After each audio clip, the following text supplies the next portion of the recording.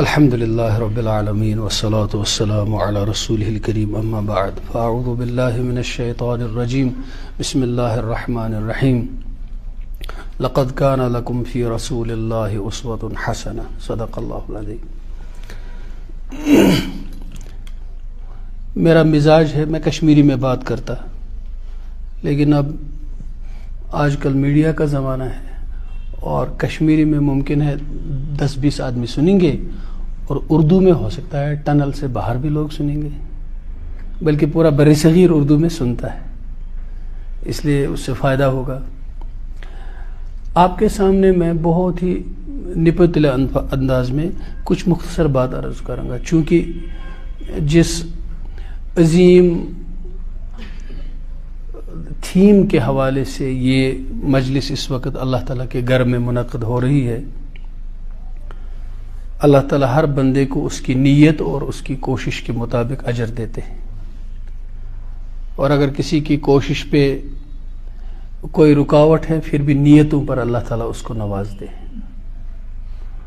ہم سب اپنی نیتیں درست کریں، ہم کیوں بیٹھے ہیں، کیوں یہاں آتے ہیں، اللہ تعالیٰ ہم کو بھی اخلاص عطا فرمائے، آپ کو بھی. اور یہ جو محنتیں ہو رہی ہیں ان کو اللہ اپنے دربار میں قبول فرمائے اور اس کے اثرات ہم دیکھیں دور تک. یہاں جو لوگ اس وادی میں، اس خطے میں، اس ملک کو آباد کرنے آئے اور جنہوں نے اللہ تعالیٰ کے دین کے نور سے اس کو منور کیا اور رسول اکرم صلی اللہ علیہ وسلم کی عظمتوں سے اس سرزمین کو متعارف کرایا، وہ لوگ گوشت پوست کے انسان تھے، کھاتے تھے، پیتے تھے، دکھ درد ان کا بھی ہوتا تھا، لیکن اللہ تعالیٰ نے علاقوں کو نہیں ملکوں کو ان کے پیچھے چلایا. اس کے پیچھے محنتیں تو ہوتی ہیں ظاہر میں، لیکن ان لوگوں نے اس ذات کے ساتھ تعلق جوڑا جو اپنے حکم کن سے سب کچھ کرتی ہے. جب کن فیکون والا اللہ ہی ان کے ساتھ ہو گیا پھر ہر کام آسان ہو گیا. اور اگر ہم کرنے بیٹھیں تو ساری دنیا مل کر ہم ایک پتے کو نہیں ہلا سکتے. ہم اپنی سانس کا کنٹرول نہیں کر سکتے. اس وقت ہم سب کا دل دھڑک رہا ہے، کون اپنی طاقت سے اس دل کو دھڑکا رہا ہے؟ یہ اللہ چاہتا ہے تو سب کچھ ہو رہا ہے. تو جو آدمی اپنا سب کام اپنے وَأُفَوِّضُ أَمْرِي إِلَى اللَّهِ، ایک کیا آیت ہے قرآن مجید کی. زندگی بھر کی پریشانی لے کر آدمی اللہ کے سامنے بیٹھے اور اس ایک آیت کا مراقبہ کرے، ساری مصیبتیں دور ہو جاتی ہیں. وَأُفَوِّضُ أَمْرِي إِلَى اللَّهِ، میں سارے امور اپنے اللہ کے حوالے کرتا ہوں. ان اللہ بصیر بالعباد، اسے تو اپنے بندوں پر نظر ہے، وہ مجھے دیکھ رہا ہے. میں سارا مسئلہ اپنا اس کے سامنے ڈالتا ہوں، اب ہو جانے کام جانے، بس سارے مسئلے حل ہو جاتے ہیں. چلیے، یہ تو نیتوں پر بات تھی. اس وقت میں سوچ رہا تھا کہ میں کس چیز پر آپ کے سامنے بات کروں، چونکہ سیرت پاک ہمارے بچوں نے کتاب پڑھی، اس کا ایگزام دے دیا، ٹیسٹ دے دیا، اس کا رزلٹ بھی آ گیا، اور اللہ تعالیٰ کی مشیت سے ان کو ایک عزت اور سرفرازی اور حوصلہ افزائی سے نوازا جائے گا. میں پہلے ہی وہ سارا پروگرام سیرت کانٹیسٹ منعقد کرنے والے اپنے چھوٹے عزیزوں، دوستوں، بھائیوں کو اور جن والدین نے اپنے بچوں کے اس کے لیے ان کو تیار کیا اور جن بچوں نے اس میں حصہ لے لیا، میں ان کو دنیا میں تو مبارکباد دیتا ہوں اور اللہ سے یہ دعا کرتا ہوں کہ آخرت میں بھی فرشتے اللہ تعالیٰ کے ان کو آخرت میں بھی مبارکبادی پیش کریں کہ آخرت تک رہے. کیونکہ اجر تو ملتا ہے لیکن وہ آخرت کے میدان تک باقی رہے. اجر کے لیے یہ بہت ضروری ہے. عمل کیا، اجر مل گیا، لیکن کبھی وہ اجر آخرت میں پہنچنے سے پہلے ضائع بھی ہو سکتا ہے. اللہ تعالیٰ اس سے بچائے. اب میں 2-3 باتیں آپ کے سامنے عرض کروں گا. میں کیا بات عرض کرنا چاہتا ہوں. ایک سوال یہ ہے کہ سیرت رسول اللہ صلی اللہ علیہ وسلم ہم کیوں پڑھیں؟ یہ سوال ہے. پھر یہ کیوں کن کن کے لیے ہے جس کو میں کچھ باتیں عرض کروں گا. مسلمان کیوں پڑھے, غیر مسلم کیوں پڑھے, متلاشی حق کیوں پڑھے. جو نہ مسلمان ہے, جو غیر مسلم ہے, جو نہ حق کا متلاشی ہے, لیکن زندگی میں چند سال کی زندگی اچھی گزارنا چاہتا ہے, وہ سیرت کیوں پڑھے. تو میں 4 لوگوں کے لیے 4 باتیں عرض کروں گا اور ختم کروں گا. مسلمان کے لیے رسول اکرم صلی اللہ علیہ وسلم کی سیرت کا پڑھنا 2 چیزوں کے لیے بہت ضروری ہے. ایک ذات رسول اکرم صلی اللہ علیہ وسلم مرکز ایمان ہے. جس طرح سے الیکٹرانز نیوکلس کے گرد گھومتے ہیں اور اس الیکٹران کی جو کشش ہے, انرجی ہے, وہی ان کو گھماتی ہے. اور جس طرح سے کائنات میں لے لیجیے سولر سسٹم کو, آج تک کی سائنس سے جو ہمیں پتہ چلتا ہے, جس طرح سے سورج کی جو کشش سینٹریپیٹل فورس, اس کا سینٹریفیوگل فورس, جس طرح سے وہ پلینٹس کو اپنے گرد گھما رہا ہے, جیسے آپ رسی کو سرے پر پتھر باندھیے اور اسے گھمائیے, جس طرح سے وہ رسی گھومتی اور 2 طاقتیں اس پر ایکٹ کرتی ہیں, یہ جو کائنات اس طرح سے گھومتی ہے سورج کے گرد, اسی طرح سے ہر مسلمان کا دل اور اس کا ایمان اور اس کا تعلق باللہ اور اس کی عبادتیں اور اس کی ساری اسلامی دینی تشخص ذات رسول اکرم صلی اللہ علیہ وسلم کے گرد گھومتا ہے. وہ کشش, وہ تعلق اسے گھماتا ہے. علماء کا کہنا ہے کہ کلمے کے شروع میں تو ہے لا الہ اور آخر میں ہے محمد الرسول اللہ, لیکن ایمان کی ترتیب میں پہلے ہے محمد الرسول اللہ اور بعد میں ہے لا الہ. آپ حیران ہو جائیں گے, ایک صاحب کو دیکھا یہ کلمے کی ترتیب الٹ رہے ہیں. ایسا نہیں ہے. یہ بتائیے لا الہ الا اللہ کی جو دعوت جن کو دی گئی, کچھ نے قبول کیا, کچھ نے, جنہوں نے قبول کیا انہوں نے کن کو پہلے قبول کیا پھر لا الہ الا اللہ کو قبول کیا؟ انہوں نے پہلے محمد رسول اللہ کو مانا, تب کہا جب آپ کہتے ہیں تو لا الہ الا اللہ. اور جنہوں نے لا الہ الا اللہ کو ٹھکرایا انہوں نے پہلے محمد رسول اللہ کو ٹھکرایا پھر لا الہ الا اللہ کو ٹھکرایا. تو ایمان شروع ہوتا ہے محمد الرسول اللہ کی تصدیق سے صلی اللہ علیہ وسلم. اب ایمان کی ڈیفینیشن کیا ہے دیکھیں, اس کی لٹرل ڈیفینیشن یہ ہے ایمان, کسی کی بات کو ماننا. اور ٹیکنیکل ڈیفینیشن جو ہے, اصطلاحی ڈیفینیشن, وہ ہے خبر رسول کو رسول کے اعتماد پر سچ ماننا. رسول نے فرمایا اللہ ہے, ایک ہے, تمہارا خالق ہے, جبریل میرے پاس آتا ہے, یہ قرآن اللہ کی کتاب ہے, ہم نے مان لیا. ثبوت کیا ہے؟ ثبوت ایک ہے, ثبوت یہ ہے کہ یہ فرمایا ہے محمد الرسول اللہ, یہی ثبوت ہے اس کا. یہ ایمان ہے. اعتماد جناب نبی کریم صلی اللہ علیہ وسلم کی ذات اقدس پر. جب اعتماد کامل ہوتا ہے دین سے شکوک کا خاتمہ ہو جاتا ہے. ٹھیک. علم کے راستے سے شکوک بھی آئیں گے, عشق و محبت شکوک کا خاتمہ کر دیتا ہے.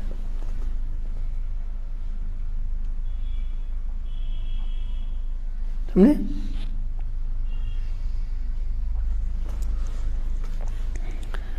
وہ تعلق حضور سے ہو صلی اللہ علیہ وسلم. مسلمان اس لیے پڑھتا ہے حضور کی زندگی کو.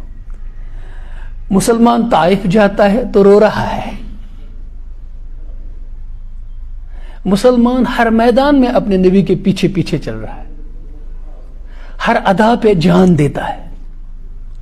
اس لیے ہر 15ویں صدی کے مسلمان سے اس کا پیارا رسول 1500 سال پیچھے نہیں ہے. اس مسلمان کے 24 گھنٹے اس کے رسول برک سامنے ہوتے ہیں حضور.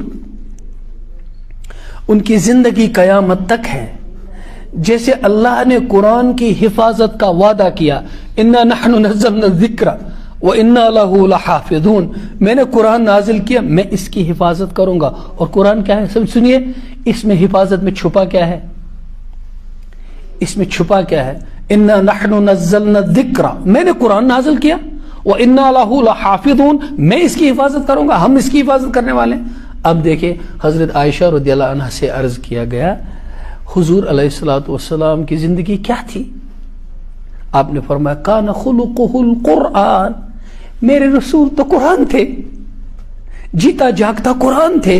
اب جب اللہ نے کہا میں قرآن کی حفاظت کروں گا، مطلب میں اپنے نبی کی حفاظت کروں گا اور اپنے نبی کی ہر سنت کی ادا کی حفاظت کروں گا۔ پتہ چلا کہ سنت رسول بھی محفوظ ہے اور کلام اللہ بھی، کلام اللہ کی حفاظت سے ہی پتہ چلا کہ سیرت رسول اللہ بھی محفوظ ہے۔ اب اس کی کیا وجہ ہے؟ اس کی وجہ یہ ہے کہ اللہ تعالیٰ نے فرمایا قرآن مجید میں لَقَدْ كَانَ لَكُمْ فِي رَسُولِ اللَّهِ، بات جاری رکھو، لَقَدْ كَانَ لَكُمْ فِي رَسُولِ اللَّهِ أُسْوَةٌ، رسول اللہ صلی اللہ علیہ وسلم کی زندگی میں آپ کے لیے خوبصورت نمونہ ہے۔ کس میں؟ کس میں؟ حضور کی، اب اس کی ٹیکنیکل لفظ بولے نا، حضور کی سیرت میں آپ کے لیے کیا ہے؟ کس کے لیے؟ لمن کان یرجو اللہ والیوم الآخر، جو اللہ اور آخرت کو چاہتا ہے، یہ مومن ہے، یہ مومن کے لیے سیرت ہے۔ تو جب قرآن کہتا ہے کہ حضور کی سیرت میں تمہارے لیے نمونہ ہے، تو قرآن کا یہ کہنا ہے کہ سیرت کو میں 100% تمہارے لیے موجود رکھوں گا، اسی لیے تو قرآن کی آیت کے صحیح معنی ہوں گے۔ اب دیکھیں کیا قرآن کوئی کنٹراڈکٹری بات کرے گا؟ اچھا کیا قرآن کوئی نعوذ باللہ میننگ لیس بات کرے گا؟ اگر کوئی مسلمان یہ کہے گا سیرت محفوظ نہیں ہے تو قرآن کی اس آیت پر اعتراض کر رہا ہے۔ اللہ کہتا ہے میں ساری سیرت کو تم مومنوں کے لیے مومنانہ زندگی گزارنے کے لیے ایک ماڈل رکھوں گا سامنے، اور اگر سیرت سامنے ہوگی نہیں تو اس آیت کے معنی کیا ہیں؟ تو پتہ چلا جب اللہ فرماتے ہیں کہ میں قرآن کو محفوظ کروں گا، یہ قرآن کی آیت ہے، میں قرآن کی حفاظت کروں گا، پتہ چلا اللہ یہ بھی کہتا ہے میں تمہارے رسول صلی اللہ علیہ وسلم کی ہر ادا کی، ہر سنت کی، ہر حدیث کی بھی حفاظت کروں گا۔ اب دیکھیں دو چیزیں ہیں جو لوگ میرے سامنے، میں ان کی نسبت سے بات کروں گا۔ حدیث میں آیا ہے کہ جو بجلی چمکتی ہے آسمان میں تو اسے دو چیزیں نکلتی ہیں، ایک کیا نکلتی ہے؟ لائٹننگ، روشنی، اور ایک ساؤنڈ، آواز۔ حدیث میں یہ روشنی اور یہ آواز کیوں نکلتی ہے؟ فرشتہ اس پر کوڑا مارتا ہے، فرشتہ، اور سائنس کیا بولتی ہے؟ یہ آیونائزیشن ہو جاتی ہے وغیرہ، اور وہ کولیجن ان کا ہو جاتا ہے، اور جیسے ہم ایکسپیریمنٹ کرتے ہیں دنیا میں، تو جب پازیٹیو نیگیٹو یہ چارجز ٹکراتی ہیں تو بجلی بھی نکلتی ہے، روشنی بھی نکلتی ہے، اور تو کیا کہے گا آج کا بچہ؟ آپ کیا کہیں گے بچے کو؟ یہ کنٹراڈکٹری ہے، سائنس اور دین کنٹراڈکٹری لگ رہا ہے، لگ تو رہا ہے، تو آپ کیا کہیں گے اسے؟ ارے بھائی یہ سائنس، اس مسلمانن پز تھاون ایمان، کم سے کم یہ درجس تام بچاو، مگر بچس رود اگر سائنس صحیح تو تیل ایمان اخ اندی تقلید اخ، then it's blind faith and we are not able to reconcile it, isn't it؟ نہ چھا کہ نہ؟ اب آپ کو ایک ایسے عالم کی بات بتاؤں گا جنہوں نے اس کو یوں حل کر دیا، ایسے حل کر دیا۔ مولانا اشرف علی تھانوی رحمہ اللہ جو گزرے ہیں، اب چونکہ دیکھیں ہمارے ہاں ایک پرابلم ہوتی ہے، ہم جب دیکھتے ہیں کہ یہ مولوی ہے، اس کے بعد ہم یہ سمجھتے ہیں کہ اب آگے کا علم اس کے پاس، یہ مولوی ہے کہ ٹریڈیشنل لائن کا مولوی ہے، لیکن اس کا علم جو نکلا ہے وہ قرآن اور سنت سے نکلا ہے، اور سارے علم کی بنیاد قرآن اور سنت ہی ہے، باقی تو سب اس علم کی تشریحات ہے، یہ پوری کائنات۔ یا من دلت علی وحدانیتہ آیاتہ وشہدت بربوبیتہ مصنوعاتہ، اصل دلائل تو علم کے قرآن میں ہے اور اس کی گواہی پھر کائنات میں ہے. تو اگر سائنسی علوم متفق علیہ ہوں وہ صرف شواہد ہیں قرآن کے، علم تو وہیں پر ہے، وہ جسٹ وٹنس ہے. You can just experience and observe it. اصل علوم تو وہ ہیں. اب دیکھیے انہوں نے کیا کہا، انہوں نے سمجھایا، میں اس کو بہت سمپلیفائی کرنے کی کوشش کروں گا. انہوں نے فرمایا ایک ہوتی ہے حقیقت، ایک ہوتی ہے صورت، صورت ہوتی ہے ہسٹوریکل، حقیقت ہوتی ہے بیونڈ ہسٹری. کچھ سمجھے آپ؟ بچہ کیسے بنتا ہے؟ آپ بتائیں گے زولوجی پڑھنے والوں کو ایمبریونک ڈیولپمنٹ. میری بات تھوڑی سی ڈائگریشن میں نے لے لیا، لیکن مجھے یہ مجبوری ہے، مجھے یہ بات کرنی ہے. جب آپ بچے کو بتائیں گے بچہ کیسے بنتا ہے کلاس میں، تو آپ زولوجی کے سارے میوٹک وہ ڈیویژنز ایمبریونک ڈیولپمنٹ اس کو پڑھائیں گے. یہ صورت ہے جس پر سائنس تحقیق کرتا ہے اور آپ کو بتاتا ہے. لیکن ایک حدیث یہ کہتی ہے ابھی جو صورت بنتے ان احدکم لیجمع خلقه فی بطن امه 40 یوما نطفة ثم یکون مثل ذلك. اس طرح سے 40 دن وہ نطفہ ہوگا، 40 دن خون ہوگا، 40 دن گوشت ہوگا. یہ تو پروسیس ہے جو ہم دیکھتے ہیں، تحقیق کرتے ہیں. فیرسل الیہ الملک، اسے تو کوئی سائنس نہیں کہے گی. پھر فرشتہ بھیجا جاتا ہے 4 ماہ کے بعد. فیؤمر باربع کلمات، اس کو اللہ کی طرف سے حکم ہوتا ہے 4 چیزیں ماں کے پیٹ میں ہی 4 ماہ کے بعد اس کے لیے لکھ دو. زندگی کتنی ہوگی، رزق کتنا ہوگا، بدبخت ہوگا یا نیک بخت ہوگا. اب آگے کی حدیث ہے طویل، اس پر میں جاؤں گا نہیں. ایک چیز ہے اس کی حقیقت، ایک چیز ہے اس کی صورت. صورت پر تحقیق ہوتی ہے اور وہ سائنس بنتا ہے. حقیقت اللہ تعالیٰ وحی سے بتاتا ہے. تو وحی اور صورت میں ٹکراؤ نہیں ہے. وہی ایک وہ چیز ہے جو اس کے پیچھے کا سبب ہے، جسے دنیا کی آنکھ دیکھتی. اور جتنا بعد میں دیکھیے، ہم پہلے عالم ارواح میں تھے، لم یکن شیئا مذکورا، ہمارا تذکرہ بھی نہیں تھا. جب وجود میں آ گئے تو نام ہو گیا، شکل ہو گئی اور تاریخ ہمارے بارے میں لکھی جانے لگی. ہمارا نام آیا کہ بھئی ایک آدمی تھا. لیکن اس سے پہلے جو ابھی بچہ پیدا نہیں ہوا اس کے بارے میں کوئی کتاب لکھے گا؟ وہ عالم ارواح ہے، اس کے بارے میں ہمیں پتا چلا کس کے ذریعے سے؟ وحی کے ذریعے سے، حضور کے ذریعے سے صلی اللہ علیہ وسلم. آگے جب بچہ پیدا ہوا، اب سائنس آ گئی وجود میں ہماری، اب تاریخ آ گئی وجود میں ہماری. تو روح کا بدن کے ساتھ کوئی ٹکراؤ نہیں، عالم ارواح کا عالم ناسوت کے ساتھ کوئی کلیش نہیں. وہ اس سے پہلی والی چیز ہے، یہ اس کے بعد والی چیز ہے. تو جو سائنس بولتی ہے کہ یہ ٹکراؤ ہے چارجز کا، وہ جو ہے جیسے ہم دیکھتے ہیں، لیکن یہ ٹکراؤ چارجز کا ہوا کیسے؟ اس کے پیچھے حکم آیا اور ان کو دھکا دیا گیا. وہ اللہ کی طرف سے ہوا، یہ وحی نے بولا اور یہ آنکھ نے دیکھا. ٹھیک، پتہ ہلا، میں نے کیا، پتہ ہل گیا. ہوا تو دیکھی کسی نے نہیں، لیکن پتے کا ہلنا سب دیکھتے ہیں. ایک بولتا ہے پتہ ہل رہا ہے، ایک بولتا ہے پتے کو ہلایا جا رہا ہے. کون ہلا رہا ہے؟ ہوا ہلا رہی ہے. لیکن میں پھونکتا ہوں، یہ پھونک میری آگے والی ہوا کو کیا کرتی ہے؟ ٹرانسورس ویوز پیدا کرتی ہے. وہ آگے والی ہوا کو ہلاتی ہے، وہ ریپلز کرتی ہے ایٹماسفیئر میں پیدا، وہ آگے والی ہوا کو ہلاتی ہے اور وہ پتے کو ہلاتا ہے. کتنی ہوا کی لہریں ایک دوسرے کو ہلا رہی ہیں، آخر میں پتا ہل رہا ہے. ہم نے پتا دیکھا، لہریں دیکھی نہیں. وہی بتاتی ہے وہ جو ہم دیکھتے نہیں. اس کا کوئی ٹکراؤ نہیں.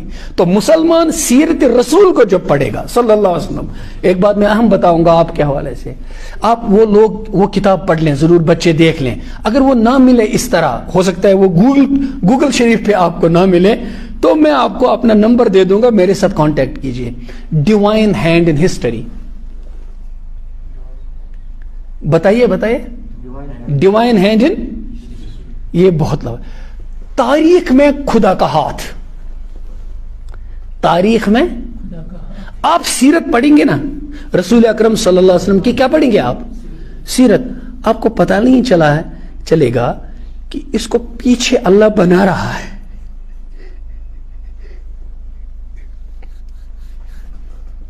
اس کو پیچھے اللہ بنا رہا ہے. جیسے قرآن کی آیتیں اللہ عرش سے نازل کر رہا ہے، ویسے اللہ حضور کی زندگی کو سنبھال رہا ہے. یہ آپ کو پتہ چلے گا جب آپ قرآن کی پریزرویشن کی تاریخ پڑھیں گے. قرآن کو اللہ نے کیسے صورت میں محفوظ کر رہا ہے. پیچھے کیا ہے؟ جاؤ میں قرآن کی خود حفاظت کروں گا. اور ظاہر میں کیا ہوا؟ ظاہر میں کیا ہوا؟ قرآن اترا حضور کے سینے مبارک میں. اللہ نے کہا میں یاد کر دوں گا یا رسول اللہ آپ کو. اِنَّ عَلَيْنَا جَمْعَهُ وَقُرْآنَهُ، میں آپ کو یاد کروں گا، میں آپ سے پڑھاؤں گا، آپ نہ فکر برے، آپ نہ پڑھتے رہے حضرت جبریل کے ساتھ. یہ میں محفوظ کر دوں گا، میرا اوپر سے منصوبہ ہے. آپ کے سینے مبارک میں یاد کروں گا، آپ کی زبان مبارک سے میں ادا کر رہا ہوں گا، اور ایسے جانثار صحابہ کو تیار کروں گا جو زندگیاں قربان کریں گے، اپنی اولاد قربان کریں گے، ان کا مستقبل جسے لوگ کہتے ہیں مستقبل فیوچر قربان کر دیں گے، قرآن کی حفاظت کریں گے. تاریخ نے دیکھا سب کچھ ہو گیا، but where is divine hand behind it. مجھے موقع نہیں میں آپ کو وہ واقعات بتاتا کہ قرآن کی ہر آیت کے وجود میں جو سامنے ہے اس کے پیچھے ڈیوائن ہینڈ کہاں تھا. آپ حیران ہو جائیں گے کہ خدا کیسے اسلام کی تاریخ خود لکھ رہا تھا. اللہ کیسے رسول پاک صلی اللہ علیہ وسلم کی سیرت خود لکھ رہا تھا. مسلمان سیرت کو اس لیے پڑھے، بات لمبی ہو جائے گی اور میں اس وقت دباؤ میں ہوں اس لیے میں بہت جلدی بات کروں گا. مسلمان اس لیے پڑھے، متلاشی حق میں نے 4 بتائے، جلدی بتاؤں گا. جو آدمی کچھ بھی نہیں ہے وہ چاہتا ہے میں حق حاصل، میں دیکھوں گا دنیا میں سچائی کہاں ہے، حق کہاں ہے، میں صحیح معلوم کر رہا ہوں. ایک سنسیئر آدمی ہوتا ہے، وہ کہتا ہے کہ بھئی یار میں نہ یہ مانتا ہوں، نہ یہ مانتا ہوں، نہ یہ مذہب مانتا ہوں، نہ باپ کا مذہب مانتا ہوں، مجھے بتا میں سچائی کا پرستار ہوں. I am a seeker after truth. اس کو بھی سیرت پڑھنی چاہیے. جب وہ سچائی ڈھونڈتا ہے، دیکھیں ہم کیا کہتے ہیں کہ بھئی سیرت کو مانو یار، اس میں عقل وقل مت ڈالو، ٹھیک ہے. کچھ مسلمان ہیں جو عقیدت حضور صلی اللہ علیہ وسلم کی سیرت کو پڑھیں گے، مجھے زندگی سنوارنی ہے، مجھے مسلمان بننا ہے، میں سیرت رسول کے جانے بغیر مسلمان نہیں بن سکتا، کیونکہ مجھے اللہ نے کہا نہیں بن سکتے تم مسلمان، تمہارے سامنے حضور ہوں تب مسلمان بن سکتے ہو، ورنہ نہیں بن سکتے ہو. اب ایک آدمی ہے کہ مجھے سچائی کیسے ملے، مجھے یہ مل جائے کہ سچ کیا ہے. تو اللہ نے فرمایا، آپ فرما دیجئے ان سے، فَقَدْ لَبِثْتُ فِيكُمْ عُمُرًا مِّن قَبْلِهِ أَفَلَا تَعْقِلُونَ. دنیا کی عقل کو اپیل کیا. اب دیکھیں قرآن کتنا ریشنل، پریگمیٹک، ریزنیبل اور آدمی کی نیچرل انڈرسٹینڈنگ کو اپیل کرتا ہے، آپ کی عقل کو اپیل کرتا ہے. کوئی بلائنڈ فیتھ نہیں ہے قرآن میں. یا رسول اللہ صلی اللہ علیہ وسلم ان لوگوں سے کہیے جو آپ کو نہیں مانتے ہیں، البتہ بڑے عاقل ہونے کا دعویٰ کرتے ہیں، ان سے کہیے بچپنا، جوانی، بڑھاپا، بیماری، خوشی، میرے نکاح، میرے بچے، میری بچیاں، سب تمہارے بیچ میں ہوا. تم میرے پڑوسی رہے، تمہارے سامنے میں گھر کا کام کرتا رہا. میرے بھی ابا کا اس سے پہلے انتقال ہوا، میرے سامنے میرے دادا کا، چچا کا انتقال ہوا. میں تب ننگے پیر اس تابوت کے پیچھے پیچھے دوڑ رہا تھا. جب 8 سال کے بچے تھے، حضور مورخین نے لکھا ہے جب حضور صلی اللہ علیہ وسلم کے دادا جان کا جنازہ لکھا تو لوگ لے رہے تھے، بچے کو کون نوٹس کرے، آپ ننگے پیر روتے روتے اس جنازے کے پیچھے دوڑ رہے تھے.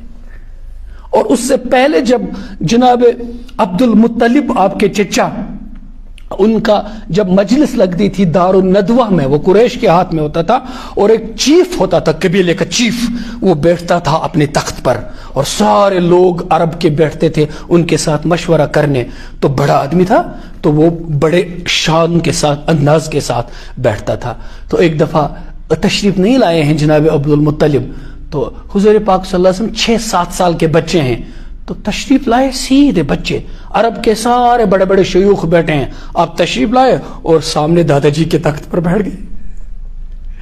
سب دیکھ رہے ہیں، بچہ بیٹھا باپ کے اس پر. تو دادا جان تشریف لائے، اب بچے کو دیکھا جگہ بند ہے، تو آپ نے فرمایا، ریمارک کیا، کہا اوہو میرے بیٹے کو اپنی عظمتوں کا پہلے ہی احساس ہے، یہ عظیم ہے اس لیے عظمت کی جگہ بیٹھا. تو مسلمان بچے کو غلط جگہ پہ نہیں بیٹھنا چاہیے.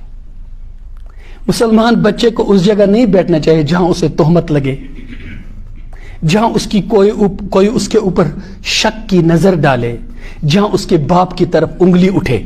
کیوں؟